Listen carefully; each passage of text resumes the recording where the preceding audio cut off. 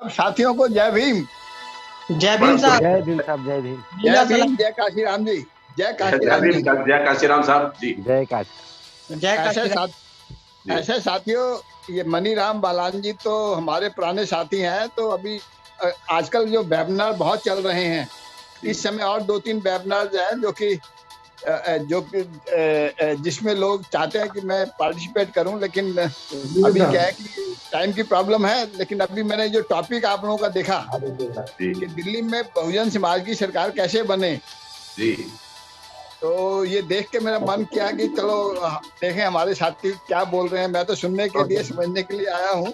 तो फिर भी जो है ना, मैं एक बात कहना चाहता हूँ कि काशीराम जी, हाँ जी जी आप बोलिए, आपकी आवाज आ रही है साहब। ऐसे काशीराम जी ने दिल्ली में सरकार बनाने से पहले, सपने तो वो पहले से लेते थे, लेकिन बनाने से पहले उन्होंने बहुत 6 दिसंबर 1981 को DS4 बनाने के बाद, BRC बनाने के बाद आपने, और 82 में हरियाणा और हिमाचल का इलेक्शन आ गया था असेंबली का। मनीराम बालान जी को याद होगा जी, याद है सर जी। हाँ, पुराने साथियों को याद होगा। तो अब उस समय साहब ने ये इलेक्शन क्यों लड़े जी, और उस समय का वो क्यों लड़े कि वो दिल्ली की गद्दी पे तो आंख थी साहब की, लेकिन वो स्टेप बाय स्टेप चलते थे। तो साहब को ये मालूम था कि हिमाचल में, हरियाणा में हमारी सारी सीटों की जमानतें जब्त होंगी, लेकिन फिर भी उन्होंने इलेक्शन लड़वाए। उसका रिकॉर्ड है, ऑपरेशन इंडियन जो साहब छापते थे, वो जब मौका होगा तो मैं दिखाऊंगा आप लोगों को। तो साहब ने सिर्फ दो मैसेज दिए।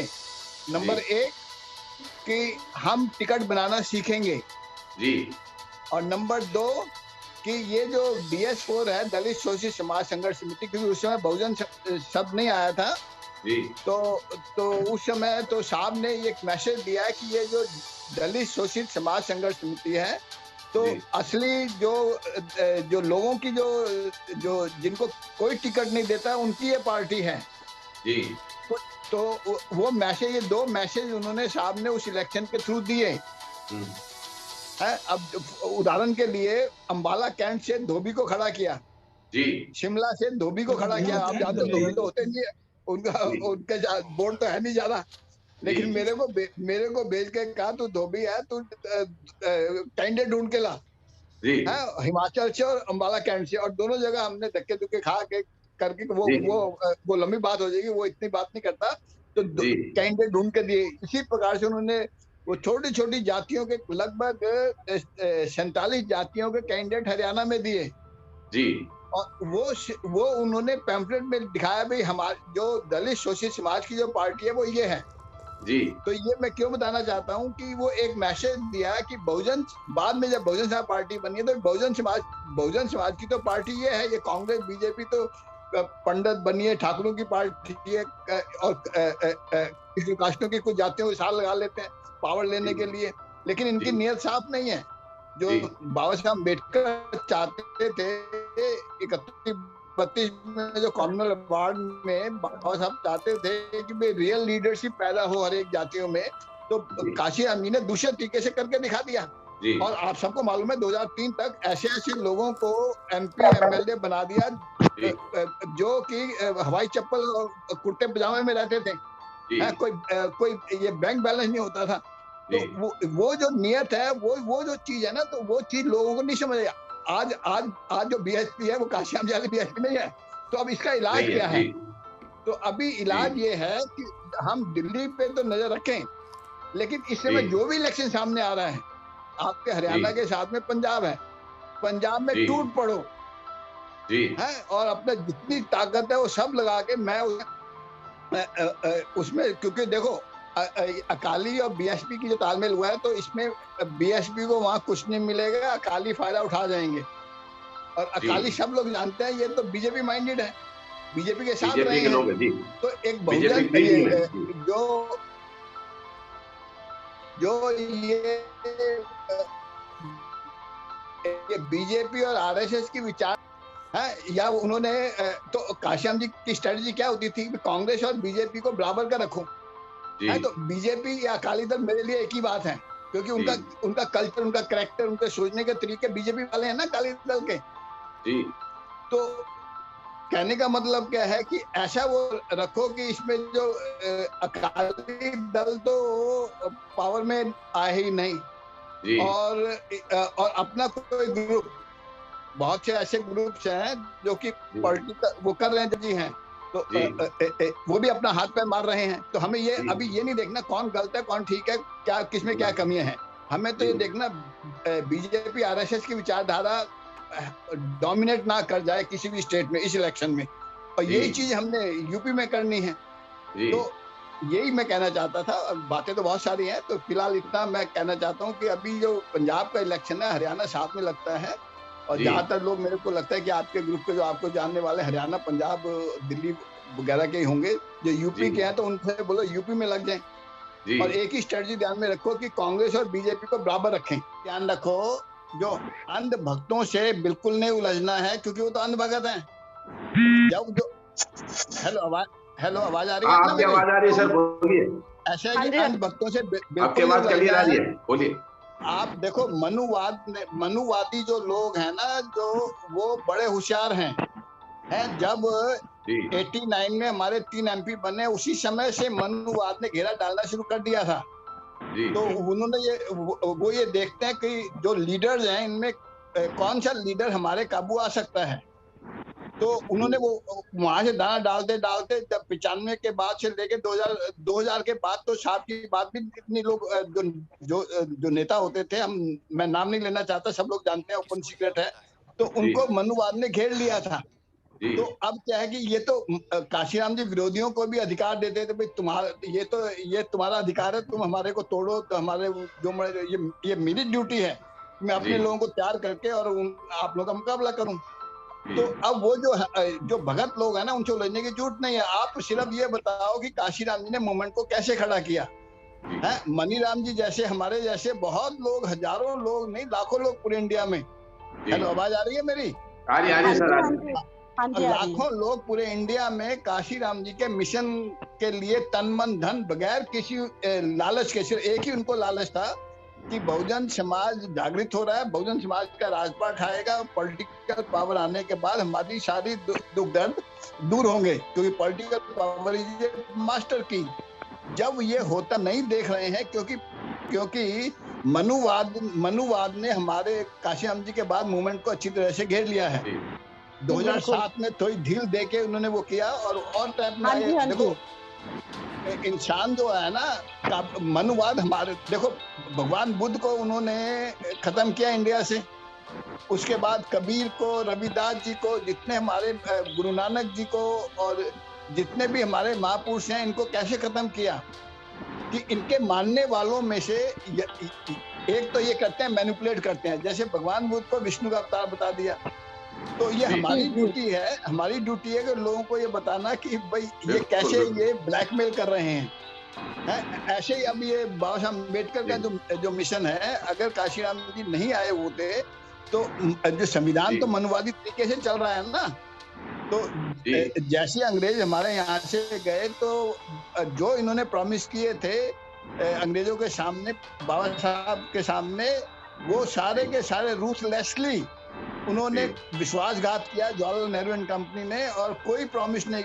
जैसे ओबीसी का रिजर्वेशन का था, रिजर्वेशन तो दूर रहा, उसकी ये जनगणना नहीं होने दी।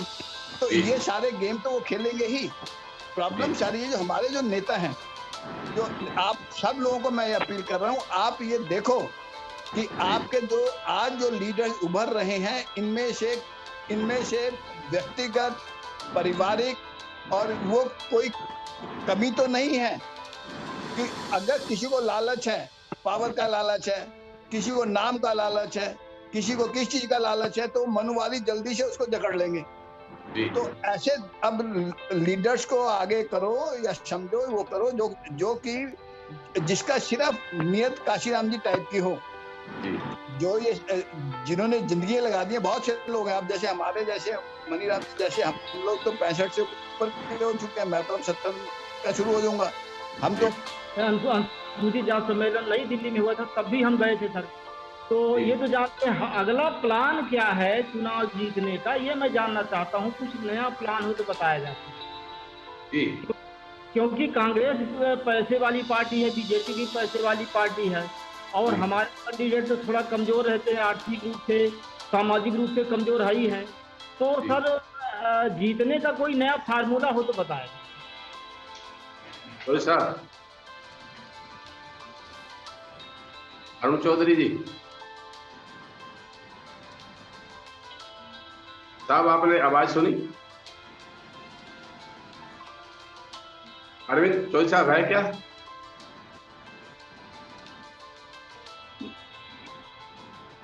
अरविंद जी साहब। चौधरी साहब नजर आ रहे हैं? नहीं साहब, नहीं है। ओके, मैं जवाब देता हूँ। जी सर। वर्मा जी, उस दिन अपनी टेलीफोन पे बात हो रही थी। जी हमारा सर। जो कार्यक्रम है, जी सर। हमने अपना कार्यक्रम को थोड़ा सॉफ्टवेयर को अपडेट किया है। ये हाँ सभी का सभी कांशीराम जी के बनाए हुए प्रोग्राम है। हाँ साहब, कांशीराम जी के बनाए प्रोग्राम है। कांशीराम जी जो प्रोग्राम मंच से देते थे, कैडर से देते थे, वो अलग होता था।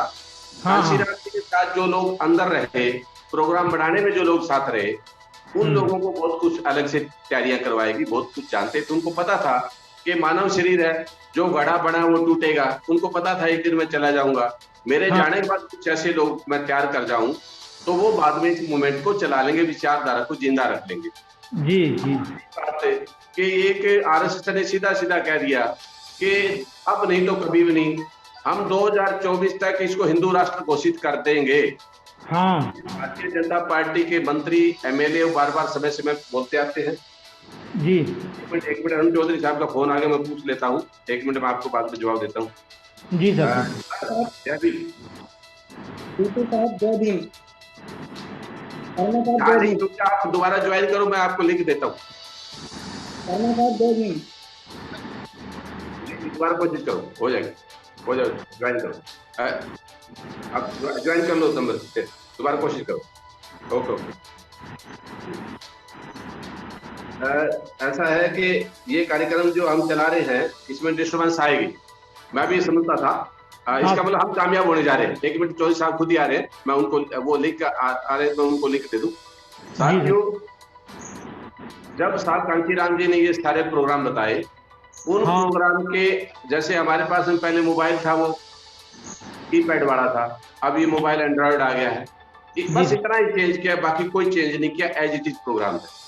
साहब कांशीराम जी ने कहा कि हम बहुजन समाज बना के सत्ता में काबिज हो सकते हैं।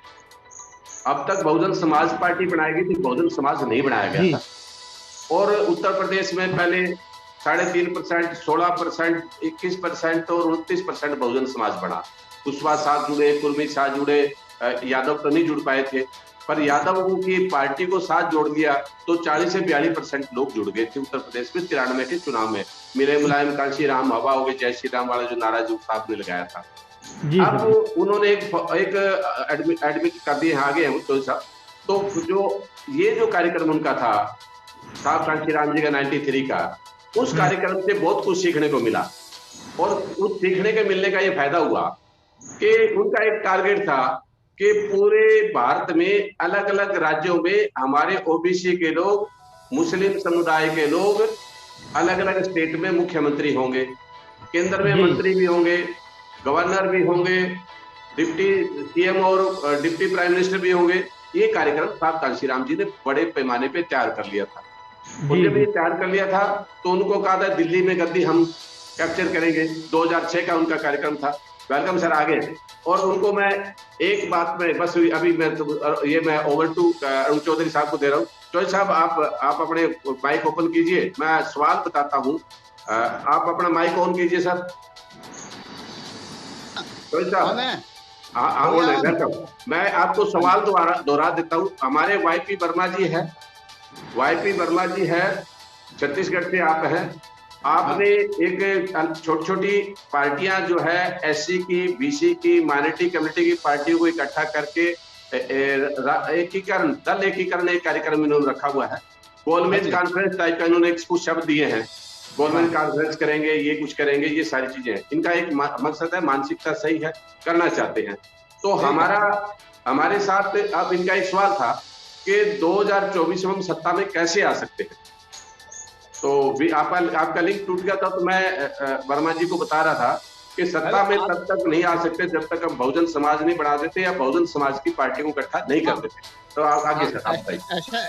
ऐसा मनीराम जी जी हाँ जी, मनीराम जी आपकी आवाज थोड़ी कट रही थी, तो जो मेरे को क्वेश्चन समझ आया है, मेरी आवाज आ रही है ना? जी तो मेरे को जो समझ आया है आपका क्वेश्चन कि जो बहुत से छोटी छोटी पार्टियां पूरे इंडिया में काम कर रही हैं, जी तो उनको कैसे इकट्ठा किया जाए, ये आपका क्वेश्चन है। जी अच्छा, अब ऐसा है कि जो आपका क्वेश्चन तो वैलिड है कि जी भाई इनको कैसे इकट्ठा किया जाए। ये काम मुश्किल नहीं, बहुत बड़ा काम है। बहुत सी पार्टियां ऐसी हैं जो आपको भी नहीं पता होगा, मेरे को भी नहीं पता है, और जी, जी। ईमानदारी से अपने अपने स्टेट में काम कर रही होंगी। जी तो इसका तरीका क्या है कि इसका तरीका ये है, जहाँ पे भी इलेक्शन होता है जी और जहाँ पे जिस स्टेट में इलेक्शन होता है, वहाँ पे जो भी हमारी छोटी मोटी पार्टियां भाग लेती हैं, उनको वॉच करो, उनको जी। देखो, उनके लीडर्स को समझो और जी। उनके साथ काम करना शुरू कर दो। अच्छा, जो छोटी मोटी पार्टी जिस स्टेट में इलेक्शन तो हर एक स्टेट में होंगे ना, जी तो जो जिस स्टेट में काम कर रही है तो वहां तो इलेक्शन वो लड़ेंगे ही। जी तो फिर उस समय हम उनसे भी तालमेल, उससे पहले भी हमारी कोई जैसी टाइम मिलता है, अभी मेरा दिमाग 22 का इलेक्शन में है, खास तौर से पंजाब पर।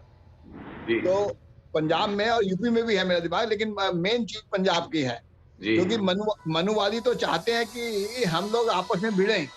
जी जैसे अभी ये संतोष जी ने क्वेश्चन किया ना, भाई भक्तों से कैसे निपटा जाए, हमें भक्तों से क्यों निपटना है, हमें तो जी। मनुवाद से निपटना है। मनुवाद से निपटना है, ठीक है जी मनुवाद से निपटना है। तो उसका तरीका ये है कि जी। हमें जो है, तो हमें जो भी ठीक लीडर्स, यंग लीडर्स कुछ काम कर रहे हैं, जिस भी स्टेट्स में कोई इलेक्शन आता है, तो उसमें उनको वॉच करके उनको सहयोग करो, जी चाहे वो जीते या हारें।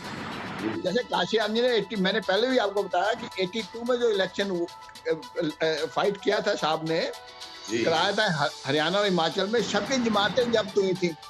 हैं? तो लेकिन जी। फिर भी वहां से एक मैसेज गया, भाई ये राइट, आम छोटी छोटी जातियों को मैसेज गया कि भाई ये जो पार्टी है, ये अपनी पार्टी लग रही है। जी। जिस धोबी जाति को सारा कोई पंचायत तो छोड़ो, कोई इलेक्शन का मतलब ही नहीं था टिकट का, उसका जी। एमएलए का टिकट दे दिया, जी। एक शिमला से और एक मालाकंड से। तो धोबी जी। भी सोचने लगे यार ये कौन सी पार्टी है। तो जी। वही, अभी तो समाज काफी तैयार है ना, अभी तो जी। सिर्फ वो लीडर देख रहा है, लीडर जी। या चेन ऑफ लीडर्स। ध्यान जी। रखिए कि अगर हम सोचे कि रातों रात काशीराम जी पैदा हो जाएंगे या अम्बेडकर पैदा हो जाएंगे, ये हम गलती कर रहे हैं। लेकिन जी। हम एक टीम ऑफ लीडर पूरे इंडिया में हमारी बन सकती है। मैं पूरे इंडिया में इसमें आप लोगों को हेल्प भी करूंगा मैं पूरा, क्योंकि मैं जम्मू कश्मीर से कन्याकुमारी तक घूम रहा हूँ। लेकिन जी। अभी आप 22 तक सिर्फ फोकस करिए पंजाब में पंजाब और और यूपी में। ठीक है सर जी, और सर इसमें हाँ, सर- और संतोष जी मेरा कुछ आपके क्वेश्चन का आंसर कुछ समझ आया मेरा? नहीं, मेरे समझ में जो है वो आंसर ये जो बता मेरे समझ में बहुत अच्छे ढंग से आ रहा है। लेकिन मेरा सवाल जो है ये है कि कोई आपके पास फार्मूला है कि हम जीत सकें? और यही हाँ जी, क्या शुभ नाम है आपका? मेरा एडवोकेट वाईपी वर्मा नाम है, मैं समन्वित हूँ लेखीकरण मंच का। मेरा निवेदन, कोई आपके पास फार्मूला है? एक सेकंड मेरे को समझने दीजिए वर्मा जी, वाई के वर्मा जी, वाईपी वर्मा जी, आप डॉक्टर हैं, एडवोकेट ने क्या बोला, आप एडवोकेट हैं? एडवोकेट है। अच्छा, एडवोकेट वाईपी वर्मा जी, आप कहाँ, छत्तीसगढ़ से हैं? जी हाँ, मैं छत्तीसगढ़ से हूँ। हाँ, तो अभी आपने सबसे पहली गलती क्या कर रहे हैं आप? हाँ, आप सबसे पहला क्वेश्चन में पहली गलती आपने क्या किया कि क्या फार्मूला है, कैसे हम जीत सकें? और जीतने के सपने छोड़ दो अभी। है जो छोटी छोटी पार्टी जो है ना, तो इस समय माहौल इतना खराब हो चुका है बहुजन समाज का, है लोगों का विश्वास, लोगों के अंदर विश्वास पैदा करो कि ये जो ग्रुप है, ये जो टीम ऑफ लीडर्स हैं, तो ये जो कुछ ठीक डायरेक्शन में जा रहे हैं। अगर आप ये काशीराम जी ने 65 में नौकरी छोड़ी, 80 तक चुपचाप से लाइक माइंडेड लोगों को ढूंढा, 80 से ब्रॉड माइंड, ब्रॉड बेस और मास बेस। अब सुनो ध्यान से, जनता तैयार है लीडर्स को अपना क्रेडिबिलिटी अपना विश्वास पैदा करना है लोगों के अंदर। और अभी तक कोई ऐसा लीडर नहीं दिखाई दे रहा है जिसका पूरे इंडिया में लोग जानते हो। एक दो को छोड़कर जो है ना, तो ये बीएसपी तो छोड़ दो, उसकी तो बात, वो जो काम हुआ है वो काशियाम जी के द्वारा काम हुआ है। अभी बीएसपी जो है ना, तो वो पॉलिटिक्स नहीं कर रही है, बिजनेस कर रही है। तो इतना ही मैं कहूंगा। क्योंकि जो मनुवाद है उन्होंने देख लिया कि जो लीडर्स हैं उनकी एक कमजोरी है, उनको पैसा चाहिए और यूपी में या सेंटर में पावर चाहिए। अब प्राइम मिनिस्टर तो कोई भी बहुजन समाज का वो मनुवादी बनने नहीं देंगे, नहीं तो जगजीवन राम जितना काबिल आदमी कोई था। अरे तो जीतने की बात छोड़ दो, आप जो है ना, आप ये सोचो कि भाई राइट टाइप ऑफ लीडरशिप को आइडेंटिफाई करो और वो उसको वॉच करो कि वो ठीक डायरेक्शन में चल रहा है कि नहीं। मैं समझ गया आपका, मेरा भी सुन लीजिए सर। मैं आपसे निवेदन करना चाहता हूँ। जी, बात पूरी होने तो आपको बोलने का मौका दिया जाएगा, आप अपनी बात रखिए। एक बार चौधरी साहब की बात को पूरा होने दें। जी ठीक है, मतलब चलिए ठीक। अच्छा बोलिए। हाँ जी बोलो, और कोई क्वेश्चन हो? हाँ यही तो आपके पास। हाँ बोलिए बोलिए। मैं गारंटी के साथ हम चुनाव जीत, किसी हम भारत देश में भी चुनाव लड़ेंगे तो चुनाव जीत रहेंगे, जीत के दिखाएंगे। मेरे पास फार्मूला है जीतने का। जी और क्या फार्मूला है सबको बताइए। मनीराम जी सुन लो इनका फार्मूला सुन लेते हैं। हाँ जी फार्मूला बताइए एडवोकेट साहब। हाँ सर बोलिए सर। नहीं आप जीत सकते हैं क्योंकि ये बहुजन समाज का चैनल है, हमारे समाज के लोग हैं। जी मैं बोलता हूँ। मेरे पास एक फार्मूला है, मैं पूरे विश्व में सरकार बना सकता हूँ और 543 लोकसभा की सीटें जीत सकता हूँ। वो ठीक है, अब मेरे को फार्मूला बताइए, हमें समझाइए जरा। फार्मूला तो राष्ट्रीय परिषद वाले वो मागड़िया साहब भी पूछ रहे थे तो हमने बताया नहीं था। हम आएंगे, आप मीटिंग, आप दिल्ली में, राजस्थान, कहीं भी मीटिंग करवाइए। मैं ठीक है। हाँ जी मैं नाम भूल गया एडवोकेट साहब, आपका नाम? वाईपी वर्मा। वाईपी मतलब यशपाल जी। अरे वाईपी वर्मा, वाईपी नेपोलियन बोल दीजिए। मैं भारत देश का नेपोलियन लिखता हूँ। भारत देश नहीं, आपने वाईपी का मतलब यशपाल हो गया? नहीं यश नहीं होता, यमुना प्रसाद होता है। यमुना प्रसाद जी ऐसा है, तो याद रहेगा ना मेरे को। यमुना प्रसाद जी ऐसा है कि जो आपका फार्मूला मैं समझ गया, आप डिस्क्लोज नहीं करना चाहते पब्लिक प्लेटफॉर्म में, ये अच्छी बात है। तो आप जहां पर भी जो भी आपने सोचा, प्लानिंग बनाई है, सोची है, उसको इम्प्लीमेंट करिए। और जहां हमारी जरूरत है हम आपको कोऑपरेट करेंगे। फिलहाल हम इतना ही कह सकते हैं। आप दिल्ली में कहीं भारत देश में मीटिंग करवा दीजिए साहब, मैं अपना फार्मूला ओपन कर दूंगा और जीत जाऊंगा। पूरे 543 लोकसभा सीटें जीतूंगा, ये मैं गारंटी से कहता हूँ। नहीं देखो, अभी मैं सुनो अभी मैंने अपनी मीटिंगें भी कैंसिल कर दी हैं। मैं तो 2012 से पूरे इंडिया में मीटिंगें करता हूँ, मनीराम बालन जी को मालूम है। अभी मेरा दिमाग सिर्फ पंजाब में है और यूपी में चल रहा है 22 के इलेक्शन में। जी तो हाँ ठीक है जी। उसके बाद देखिए